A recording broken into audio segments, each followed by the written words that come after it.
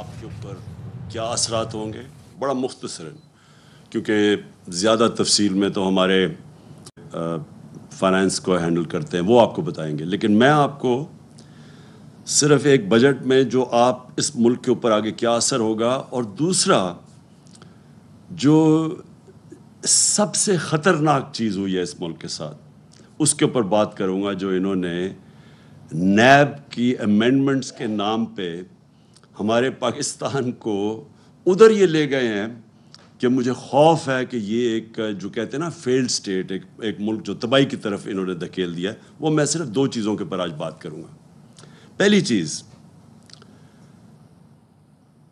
یہ تو اب واضح ہو جانا چاہیے ساری قوم کو کہ ان کی کوئی تیاری نہیں تھی ملک کی معیشت ٹھیک کرنے کے لیے.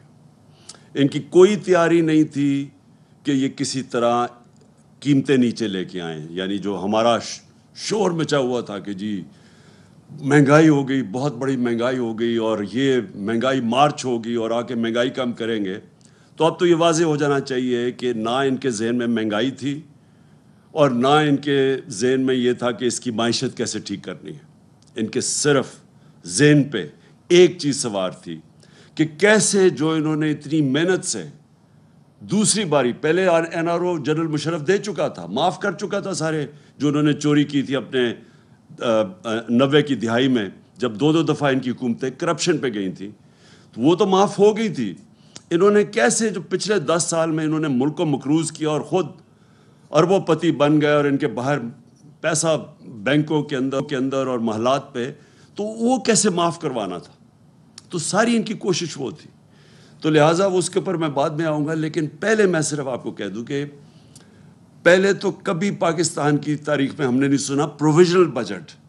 یہ کبھی ہم نے نہیں سنا کہ یہ کوئی عارضی بجٹ آ رہا ہے. تو اس کا مطلب کہ تیاری نہیں تھی، اور عارضی بجٹ یہ لے کے آئے تھے صرف خانہ پوری کرنے کے لیے. اس کے بعد اس سے پہلے انہوں نے قیمتیں بڑھا چکے تھے. آپ کو پتہ ہے تیل کی قیمت، ڈیزل اور پیٹرول کی قیمت اور بجلی کی قیمت آسمانوں پہ چلی گئی تھی، جس سے باقی ساری اور قیمتیں اوپر چلی گئی تھیں. تو اب اس کے بعد یہ ایک اور بجٹ لے کے آئے ہیں. اب اس بجٹ میں میں صرف آپ کو موٹی بات کرتا ہوں. سب سے پہلے انہوں نے کیا کیا؟ انہوں نے سب سے پہلے جو عام آدمی ہے اس کا تو معاشی قتل کر دیا. جتنی انہوں نے قیمتیں بڑھائی ہیں پیٹرول کی اور ڈیزل کی اور بجلی کی، یہ ابھی یہاں رکیں گی نہیں. پہلے تو اتنی کبھی قیمتیں بڑھی نہیں ہیں. اس کے بعد انہوں نے ایک پیٹرولیم لیوی لے کے آئے ہیں جو 50 روپے پر لیٹر ہے. یہ اب انہوں نے مزید یہ قیمت اور بڑھانی ہے. تو یہ ابھی یہاں رکنی نہیں ہے. یہ ابھی جب قیمتیں بڑھیں گی تو سب سے پہلے یاد رکھیں کہ عام آدمی جس کے مشکل سے آج کل کی انٹرنیشنل مہنگائی ہے، یہ سب مانتے ہیں کرونا کی وجہ سے ایک انٹرنیشنل عالمی مہنگائی ہے، تو ایک تو پہلے وہ مشکل میں تھے. اب انہوں نے جو مزید اور ان کے اوپر بوجھ ڈالا ہے، پہلے تو اور بوجھ پڑا ہے اور اب مزید اور بوجھ پڑے گا. دوسرا، انہوں نے جو کارپوریٹ ٹیکس لگایا، جو انہوں نے سپر ٹیکس لگایا، اب یہ سپر ٹیکس کی وجہ سے ہمارا جو اس وقت جو کارپوریٹ کا ٹیکس ہے وہ چلا جائے گا 39% پہ، 39%. جبکہ ہندوستان اور بنگلہ دیش جو یاد رکھیں مقابلہ کرتے ہیں، ہم چیزیں جو بیچتے ہیں دنیا میں، ہمارے جو کمپیٹیٹرز ہیں جن سے ہم مقابلہ کرتے ہیں، وہ ہندوستان اور بنگلہ دیش ہے، ان کے 25% ہے. اب اس کا مطلب کہ ہماری چیزیں جب آپ یہ ٹیکس لگائیں گے تو ہماری چیزیں مہنگی ہو جائیں گی. اوپر سے بجلی ویسے مہنگی ہو گئی، گیس 45% ویسے مہنگی ہو گئی، اور جو ڈیزل اور پیٹرول، کیونکہ ڈیزل اس لیے کیونکہ لوڈ شیڈنگ اتنی زیادہ ہے، لوڈ شیڈنگ کی وجہ سے انڈسٹری کو چلانی پڑتی ہے جنریٹرز پہ، تو وہ سارا جو اب ان کا جو کاسٹ ہوگا جو چیزیں بنانے کی، مینوفیکچر کرنے کی، وہ مہنگی ہو جائیں گی. اس کا اثر آئے گا بے روزگاری کے اوپر، کیونکہ سب سے زیادہ جو روزگار دیتی ہے وہ انڈسٹری دیتی ہے. تو انڈسٹری کے اوپر جب ٹیکس لگے گا کمپیٹ نہیں کرے گی. اور ابھی کئی انڈسٹریز میں بے روزگار کرنا شروع کر دیا لوگوں کو، تو یہ مزید آگے اور بڑھے گا یہ جو انہوں نے سپر ٹیکس لگایا ہے. اور یہ آپ کے سامنے ہے اسٹاک مارکیٹ کے اوپر اس کا جو اثر گیا ہے، جو بزنس کمیونٹی پہ گیا ہے، اور اس کے علاوہ جو گیا ہے روپے کے اوپر روپیہ پہلے تھوڑا سا سن کے کہ جی باہر سے امداد آ رہی ہے تو اس سے تھوڑا روپیہ جو مضبوط ہوا تھا وہ پھر نیچے چلا گیا. تو اور تیسری چیز جو ہمارا زراعت کے اوپر ملک سارا جو ہمارا ملک تو ڈپینڈ کرتا ہے اس کا کہ زراعت جب اوپر جاتی ہے تو سارے 60% پاکستان کو فائدہ ہوتا ہے. تو اب انہوں نے جو ڈیزل کے اوپر جو ڈیزل مہنگا ہوا اور جو لوڈ شیڈنگ ہے اس کا سب سے بڑا اثر ہمارے کسانوں پہ پڑنے والا ہے اور وہ اس کی پاکستان کی پیداوار کے اوپر. تو ایک طرف سیلریڈ کلاس جس سیلریڈ کلاس کو انہوں نے پہلے چھوٹ دی تھی جو 1 لاکھ روپیہ مہینہ سے زیادہ تنخواہ تھی ان کو پہلے چھوٹ دی اور 1 لاکھ سے کم یعنی 50,000 روپے کا اب نیچے سلیب لے آئیں یعنی 1 لاکھ سے 50,000 روپے آ گئے. پہلے انہوں نے کہا تھا کہ 1 لاکھ تک چھوٹ ملے گی. 50,000 روپے مہینے کی بھی ٹیکس آ گیا ہے. 1,00,000 روپے مہینے سے جو زیادہ ہے ان کا ٹیکس ڈبل کر دیا. تو پہلے جو تنخواہ دار طبقہ مشکل میں تھا اس کے اوپر مزید اور ٹیکس بڑھا دیا. اور اس سے کیا ہوگا؟ اس سے لوگ مجبور ہوں گے ٹیکس کی چوری پہ. جو ہم نے اتنی مشکلوں سے پاکستان میں بڑی دیر کے بعد ریکارڈ ٹیکس اکٹھا کیا تھا اور ریکارڈ ٹیکس اکٹھا کا مطلب یہ کہ کبھی پاکستان سوچ نہیں سکتا تھا. ہمیں تانے دیے جاتے تھے کہ 6,000 ارب روپیہ آپ ٹیکس کیسے اکٹھا کریں گے. اس سے زیادہ ہم نے کیا اور میں آپ کو گارنٹی کرتا ہوں کہ جو ہم قدم اٹھا رہے تھے ہم 8,000 ارب اور اس سے بھی آگے جانا تھا اس سے اگلے سال. وہ کیسے؟ ہم وہ جو موجودہ لوگ ہیں انہی کے اوپر بوجھ نہیں ڈالنا چاہتے تھے. ہم ٹیکس بیس بڑھانا چاہتے تھے اور اس کا طریقہ کیا تھا کہ ہم نے بڑی مشکلوں سے نادرا کے ساتھ مل کے آئیڈینٹیفائی کیا کہ 4 کروڑ 30 لاکھ گھرانے تھے 4 کروڑ 30 لاکھ جو ٹیکس نہیں دیتے تھے. ان کو ہم نے آرٹیفیشل انٹیلیجنس یہ ایک نیا طریقہ ہے جس سے آپ ان کی رہن سہن کیسا ہے ان کے پاس گاڑی ہے گھر کدھر ہے یہ ساری چیزیں دیکھ کے ان کی ٹریول کتنی ہے وہ فیڈ کر کے کمپیوٹر میں آرٹیفیشل انٹیلیجنس کے ذریعے ہم نے سب پتہ چل گیا تھا کہ کون کتنا ٹیکس دے سکتا ہے. اور اپریل سے جب ہماری گورنمنٹ گئی ہے ہم نے پورا پلان بنایا ہوا تھا کہ ان کو ہم نے کیسے ٹیکس نیٹ پہ لے کے آنا ہے. اس کا مطلب ہمارا ٹیکس نیٹ بڑھ جانا تھا اور بجائے انہی لوگوں کے اوپر زیادہ ٹیکس ڈالتے بلکہ اگر ہم کم بھی ٹیکس کرتے تو کیونکہ وہ نیٹ بڑھ جانا تھا ہمیں ہماری ٹیکس کی آمدنی جو میں سمجھتا ہوں کہ 8,000 سے پھر ہم نے اوپر جانا تھا. پھر ہم نے ایک ٹیکنالوجی کا استعمال کیا اور یہ سارا ٹیکنالوجی کے ذریعے ہمارا پلان تھا. ہم نے جو ٹریک اینڈ ٹریس سسٹم ہے یہ جو بڑی ہم نے دیکھا کہ شوگر انڈسٹری کے اندر جب تفتیش کی تو جو شوگر انڈسٹری کے اندر کئی ملز 70% صرف ڈکلیئر کرتے تھے اپنی سیلز ٹیکس کے لیے کہ کتنی انہوں نے چینی بنائی ہے باقی 30% وہ آف بکس بیچتے تھے یعنی اس کے اوپر سیلز ٹیکس نہیں دیتے تھے. اس کے لیے ہم ٹریک اینڈ ٹریس سسٹم لے کے آئے کہ ایک ایسا سسٹم ہے کہ اس کے ذریعے ہر بوری کے اوپر وہ لگتا ہے تو بیٹھے ہمیں پتہ چل جاتا ہے کہ کتنا انہوں نے پروڈیوس کیا اور کتنا وہ بیچ رہے ہیں. یعنی یہ جو چوری ہے سیلز ٹیکس کی اس کو ختم کرنے کے لیے سسٹم لے کے آئے تھے. 20 انڈسٹریز کو ہم نے چنا تھا 3 پہ ہم شروع کر دیا تھا ٹریک اینڈ ٹریس سسٹم اور ہمارا پلان تھا کہ 20 تک ہم پہنچیں گے. تو ہم نے جو اپنا ٹیکس تھا اس طرح بڑھانا تھا ٹیکس کی چوری کم کر کے.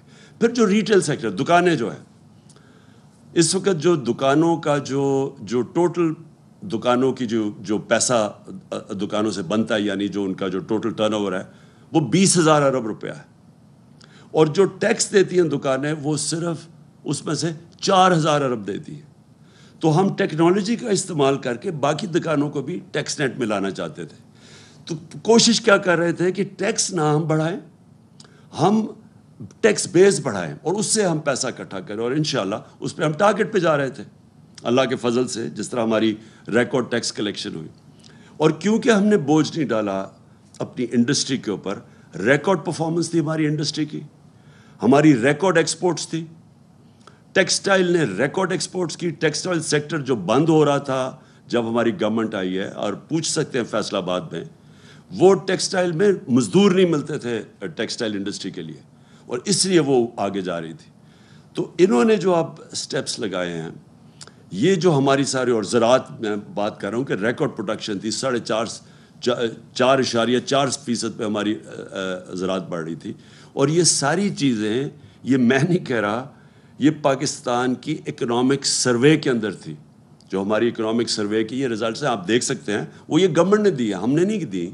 اس گورنمنٹ نے جو اکنامک سروے ہے اس کے اندر یہ سب کچھ لکھا ہوا ہے. سروس سیکٹر بڑھ رہا تھا، انڈسٹری بڑھ رہی تھی، زراعت بڑھ رہا تھا، آئی ٹی ایکسپورٹس بڑھ رہی تھیں، جو فیوچر ہے پاکستان کا ٹیکنالوجی کی، آئی ٹی کا، جو ہم نے بڑے انسینٹیوز دیے تھے.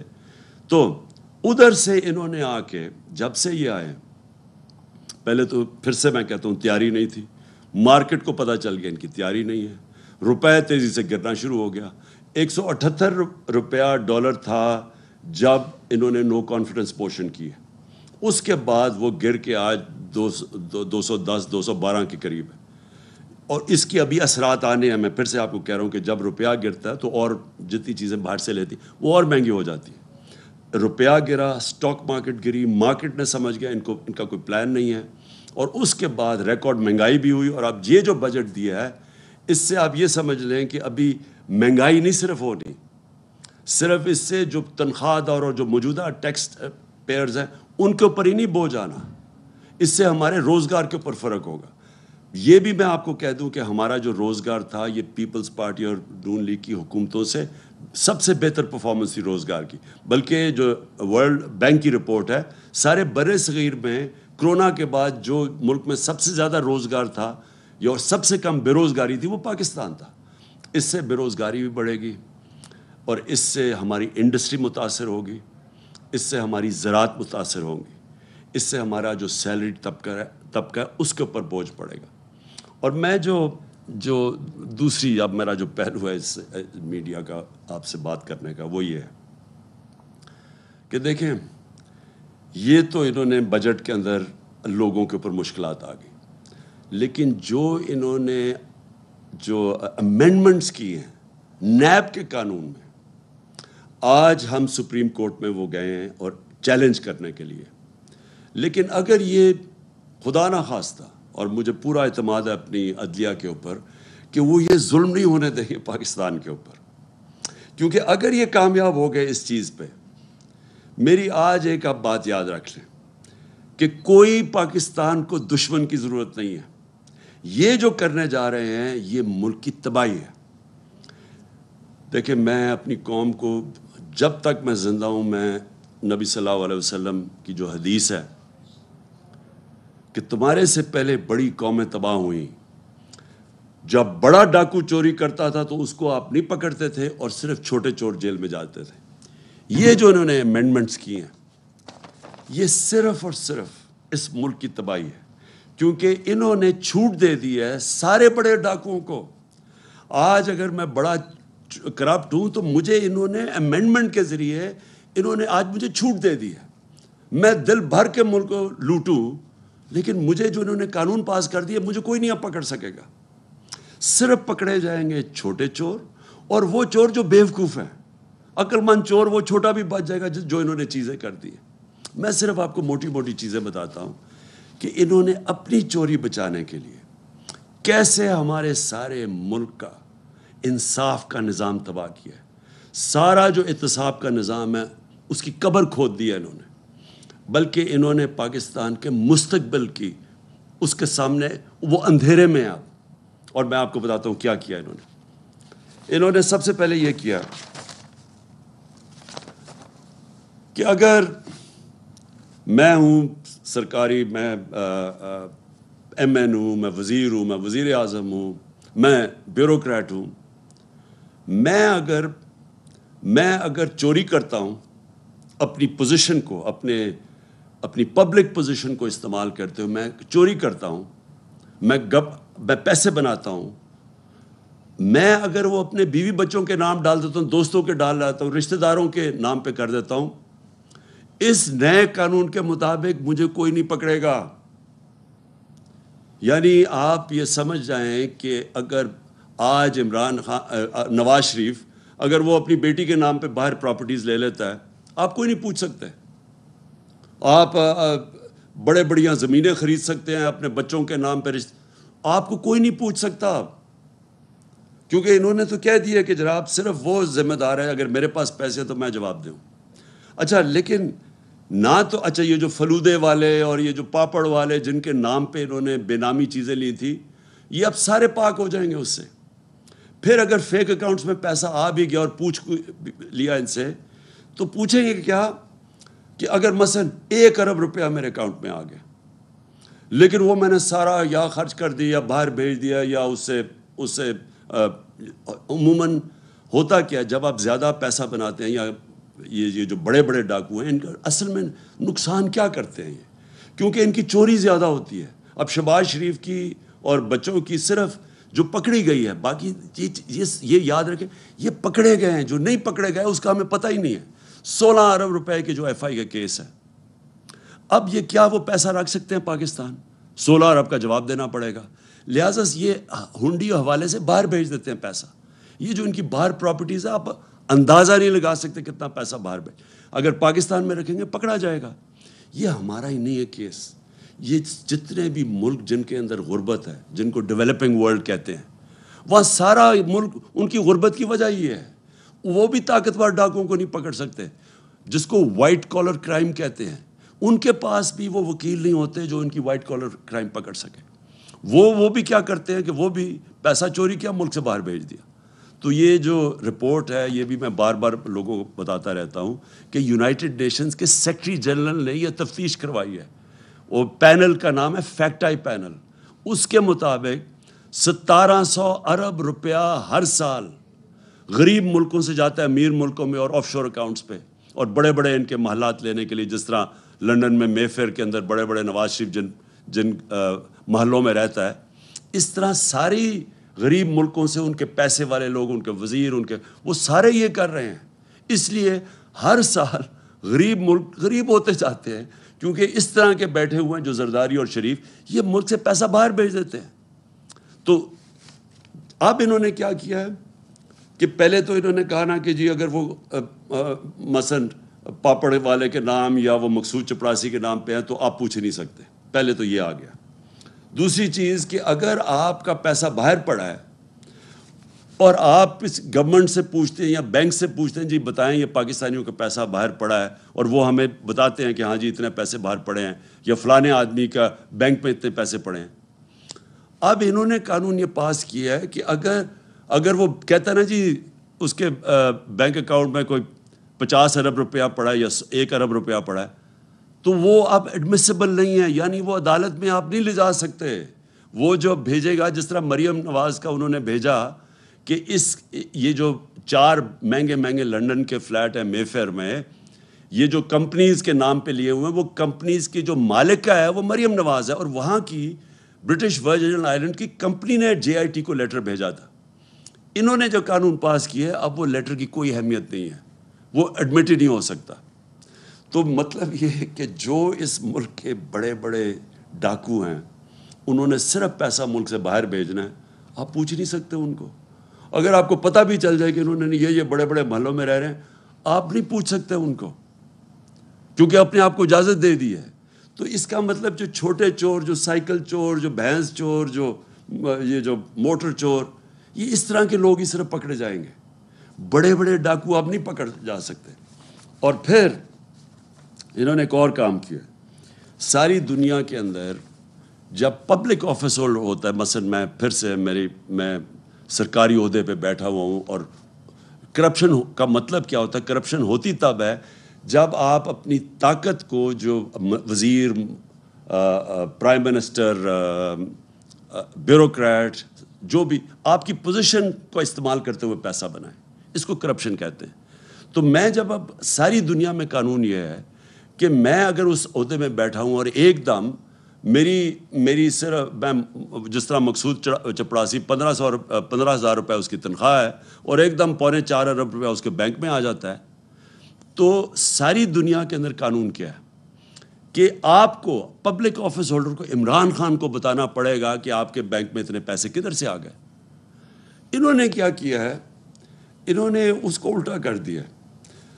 انہوں نے کہا کہ اب ان کو بتانا پڑے گا، یا نیب کو یا جو بھی ادارہ ہو اس کو بتانا پڑے گا کہ ان کے پاس پیسہ کدھر سے آیا. یعنی مجھے نہیں بتانا پڑے گا. یہ چینج کر دیا انہوں نے کہ اچھا جی اگر آپ میرے بینک میں پیسے آ بھی گئے زیادہ تو وہ مجھے نہیں بتانا پڑے گا, وہ ان کو ثابت کرنا پڑے گا کہ یہ غلط, یہ چوری کا پیسہ ہے. یہ وہ کام کر رہے ہیں جو کہ پہلی دفعہ پاکستان میں یہ قانون بدل رہے ہیں. یہ وہ کام کر رہے ہیں جس کو وائٹ کالر کرائم کہتے ہیں, اس کو پکڑنا ناممکن ہو جائے گا.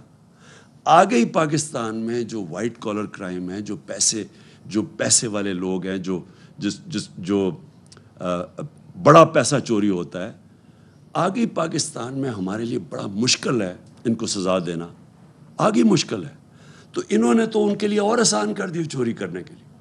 انہوں نے تو یہ کر دیا کہ اب گورنمنٹ کدھر سے ثابت کرے گی.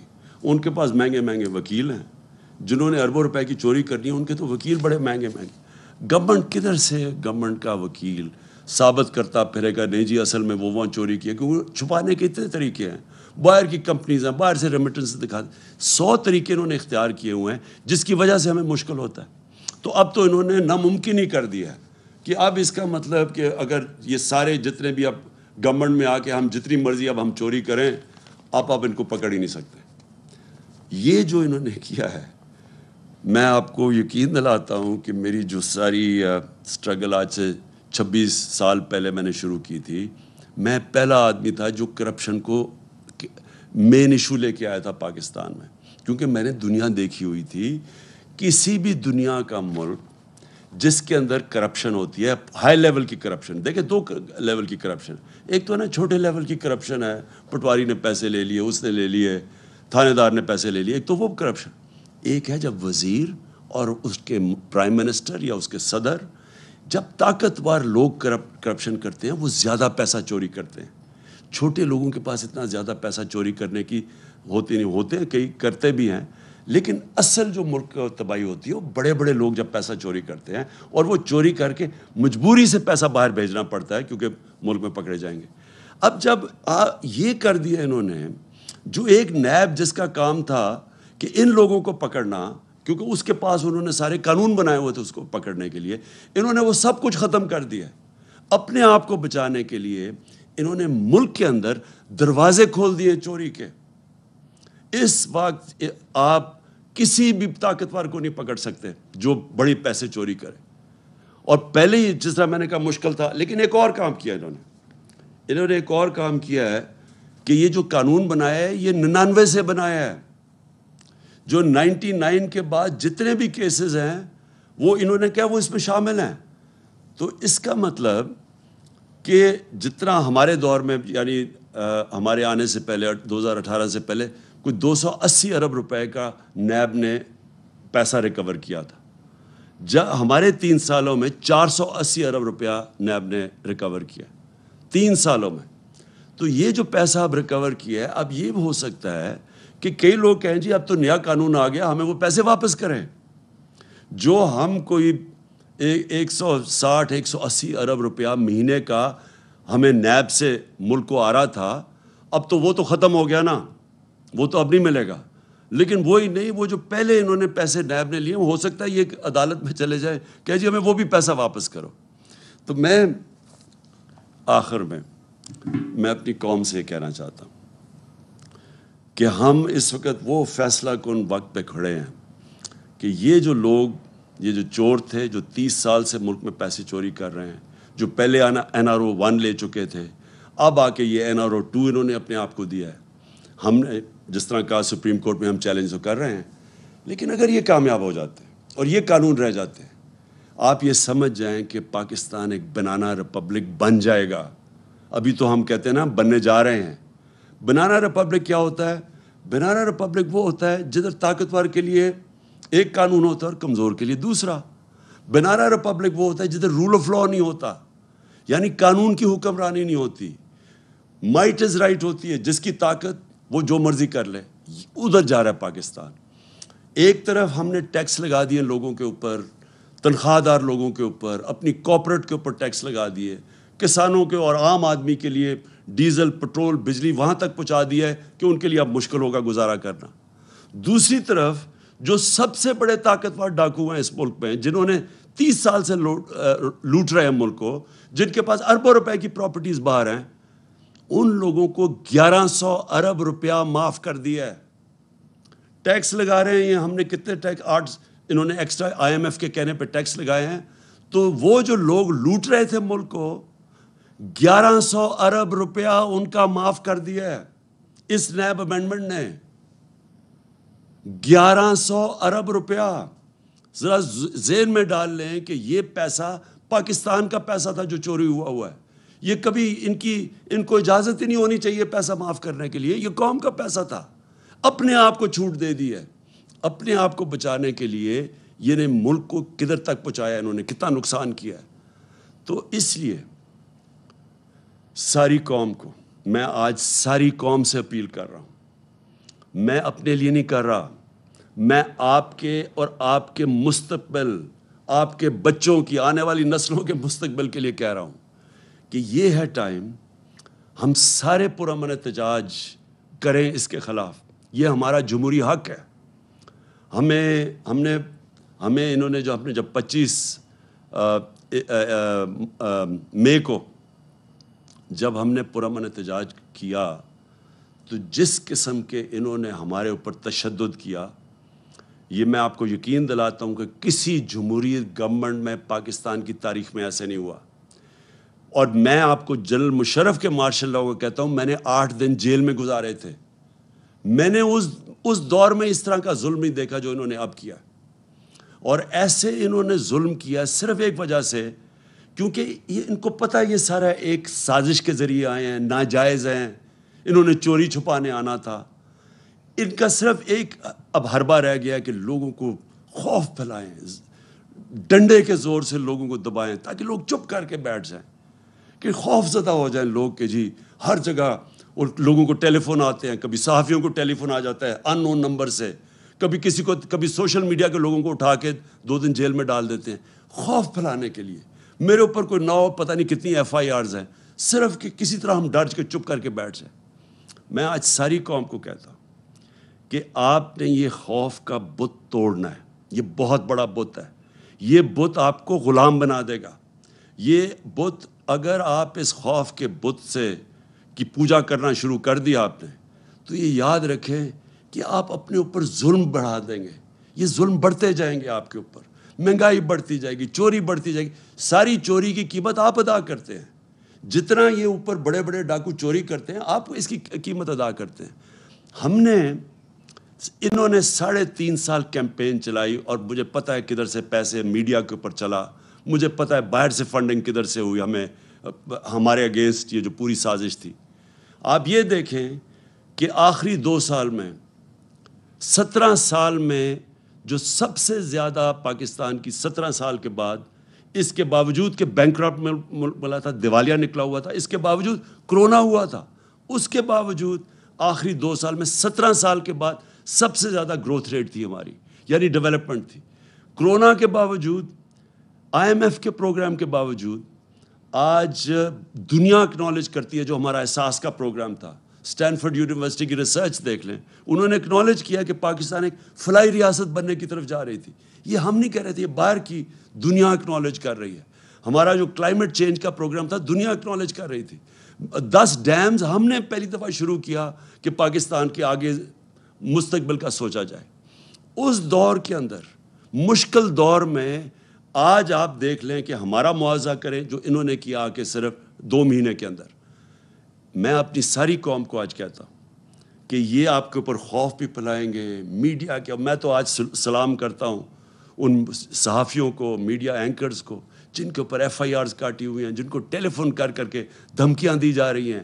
میڈیا آنرز کو میں ان کو سلام کرتا ہوں, جو 2-3-4 میڈیا آنرز جو آج کھڑے ہوئے ہیں, اس کے باوجود کہ دھمکیاں ملتی ہیں, اس کے باوجود آج کھڑے ہیں اور حق اور سچ پہ کھڑے ہیں. میں آج اپنی ساری قوم کو کہنا چاہتا ہوں, آپ نے اس طرح کے لوگوں کے جتنے یہ آپ کو ڈرانے کی کوشش اور ظلم کرنے کی کوشش, اس سے نہ گھبرائیں. وقت آ گیا سٹینڈ لینے کا. میں آپ سب کو دعوت دیتا ہوں کہ اگلے ہفتے کی شام کو میں ایک بڑا پروٹیسٹ جلسہ کر رہا ہوں پریڈ گراؤنڈ میں, اور یہ ہوگا صرف پنڈی اور اسلام آباد سے میں لوگوں کو یہاں اکٹھا کر رہا ہوں. باقی پشاور میں اور پنڈی لاہور میں، کراچی میں، ملتان میں، ہمارے جو بڑے بڑے شہر ہیں، ان سارے شہروں کے اندر، فیصل آباد میں خاص طور پہ، آج فیصل آباد میں جدھر مشکلوں کا سامنا کرنا پڑا ہے، میں ساروں کو کہہ رہا ہوں کہ آپ نے وہاں جلسے کرنے ہیں ہفتے کی رات کو، اور میں انشاءاللہ کروں گا پریڈ گراؤنڈ میں جلسہ. میں چاہتا ہوں کہ بھرپور طریقے سے آپ شرکت کریں، اور پھر سے آپ شرکت کریں میرے لیے نہیں، اپنے لیے، اپنے ملک کے لیے، اپنے بچوں کے مستقبل کے لیے. پاکستان پائندہ باد.